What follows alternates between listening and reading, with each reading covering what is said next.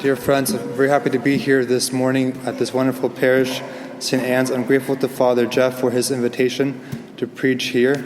On the second Sunday of Lent, we continue our preparation for the wonderful event of the resurrection of our great God, of Jesus Christ. We once again want to rediscover the great mercy of God that he has given to us through the death and resurrection of his Son, which is why Lent is a beautiful and sacred, fruitful time. It's easy for us to get used to the glory of Christ, to become accustomed to what God has done, to make this supernatural reality something normal and expected and not interesting, and to forget the wonderful reality, the opportunity that we have to encounter Christ, God made man, a person who loves us very much.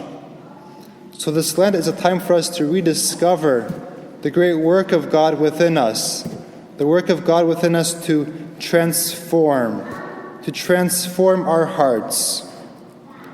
Lent can be likened to drinking an espresso. When we drink espresso after dinner, we want to taste the coffee purely, without any other flavors, the flavors of the steak we had. So we drink a glass of water before the espresso, and then we can taste the pure flavor of coffee.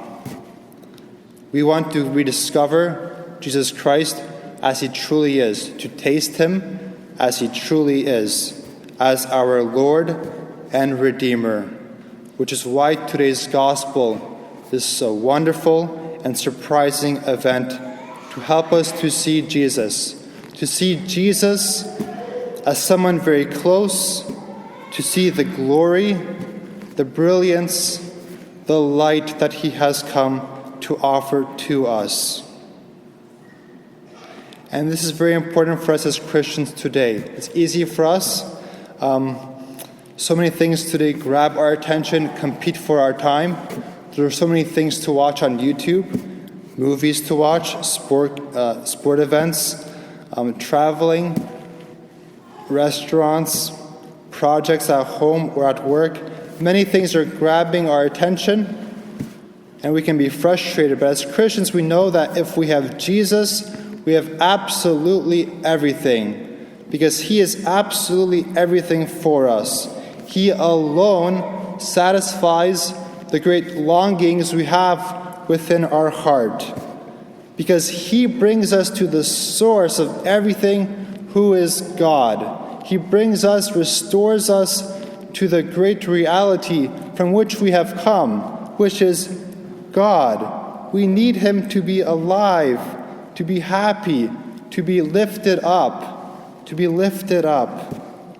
And we heard this today in the second reading. St. Paul very strongly tells us it was through the appearing of our Savior Jesus Christ who abolished death and brought life and immortality to light through the gospel. That's it.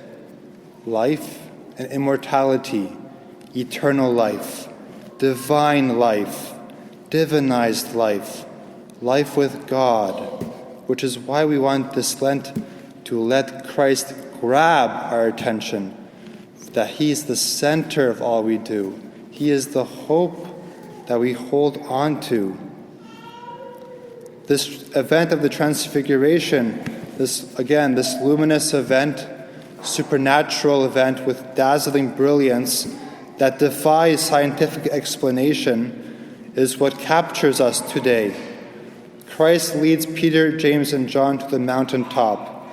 And let us remember that what happened a few days ago, before this event, he tells them and us that he must die, he must suffer and die before he is raised on the third day.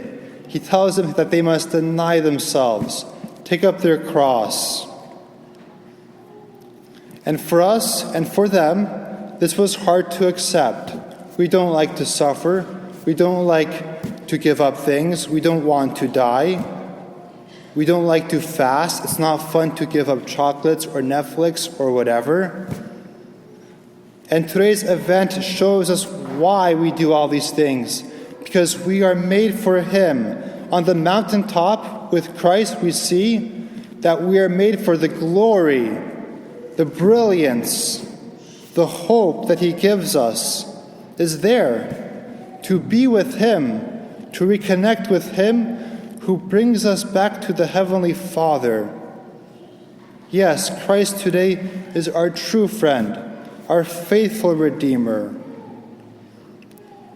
This is what we are called to do, this Lenten journey, to prepare ourselves for the wonderful gift that God has brought to us through Jesus Christ, new life, divine life.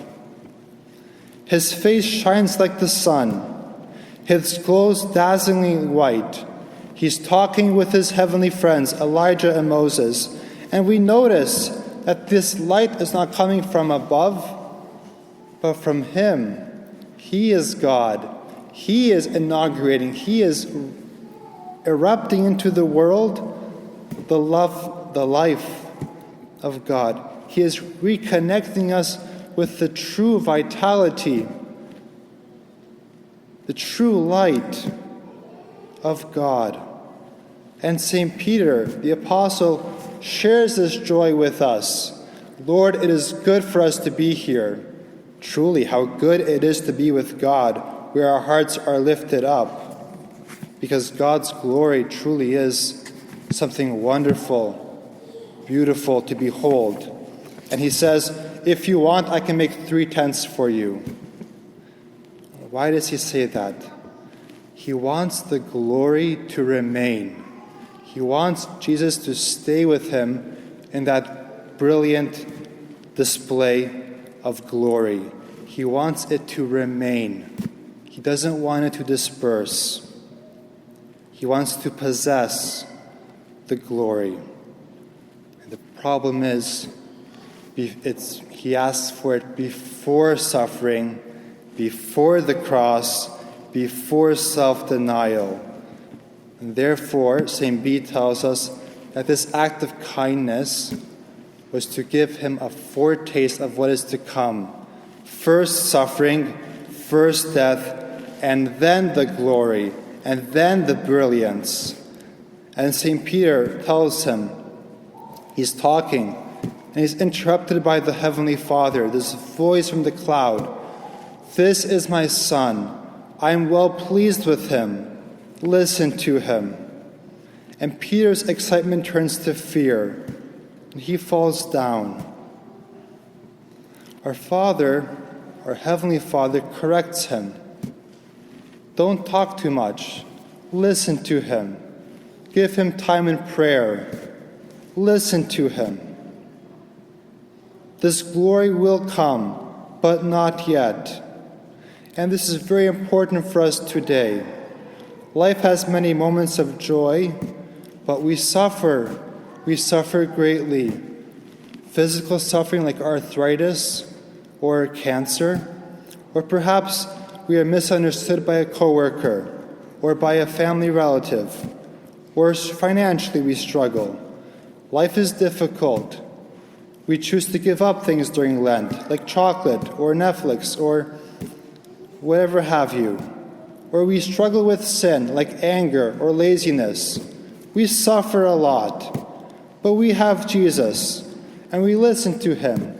We listen to His voice.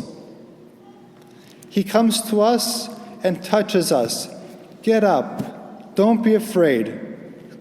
Don't be afraid. Don't be afraid of God.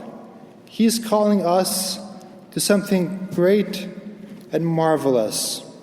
And to be a Christian is precisely this, to have that confidence. I'm a sinner. I struggle. I suffer. Life is difficult. But I have God. I have God with me, welling up with me with His grace. That's the greatness of the Mass. That's the greatness of the Eucharist that we celebrate right now, because we are with Him who feeds us, who nourishes us with His life. And we want to listen to him, to listen to his voice, because his voice is the voice of our Heavenly Father. My dear friends, as we continue our Lenten struggle, our Lenten practices, let us reconnect with him, with the power of the transfigured Jesus.